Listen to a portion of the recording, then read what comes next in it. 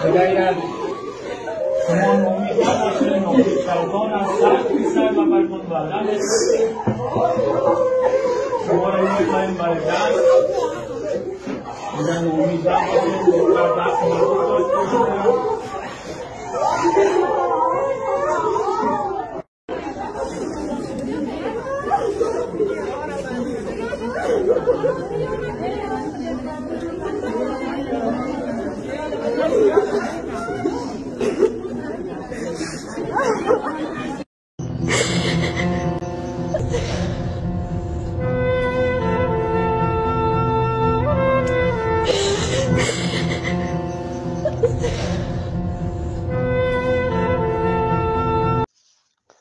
دا د هغو نجونو ژړاګانې او فریادونه دي چې د اسلامي امارت د لوړو زده کړو د وزارت لخوا پوهنتون ته د تګ بندیز ورباندې لګېدلی دی او اوس په پوهنتون کې دننه اجازه نه ورکول کېږي چې ټولګي ته د لوستلو لپاره ننوځي.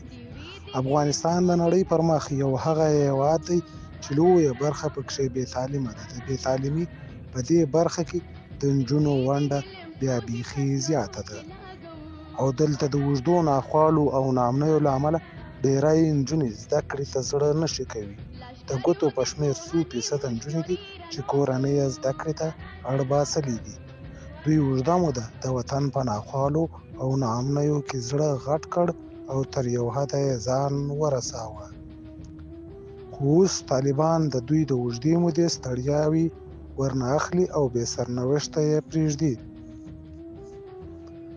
طالبان چې په کومه ورځ افغانستان ته ننوتلي له هماغې ورځې یې کړنلاره داسې ده چې هېڅ د افغانانو د هیلو سره مطابقت نه خوري. دا دی چې د لوړو زده کړو وزارت ټولو دولتي او خصوصي پوهنتونونو ته امر کړی چې تر امر ثاني پورې دې د نجونو تعلیم معطله کړي. تر دې وړاندې طالبانو ثانوي ښوونځي هم د نجونو پر مخ تړلي وو، خو په پوهنتونونو کې د خاصو محدودیتونو لاندې نجونو ته اجازه ورکړې وه چې تعلیم وکړي. د طالبانو له راتګ سره د افغانستان ډېری تعلیم یافته طبقه له افغانستان څخه له دې امله ووتل چې طالبانو له دندې لرې کړل او پر ځای د جنګ د ډګر ملګري طالبان مقرر کړل. که څه هم له لویه سره په افغانستان کې د ښځینه ډاکټرانو کمی و، خو په دې وخت هم زیات شمېر ډاکټرانې له افغانستانه ووتلې چې اوس د افغانستان ښځې د تداوي لپاره کراچۍ یا نورو ښارونو ته ځي او هلته یې د پاکستان عسکر په میاشتو په بند کې ساتي چې طالبان یې نه د خلاصولو لپاره کوم اقدام کوي او نه په وطن کې نجونو ته د زده کړې ازادي ورکوي چې ډاکټرانې او نورې تعلیم یافته ښځې یې په وطن کې وي او د خپل وطن د ښځو لپاره کار وکړي.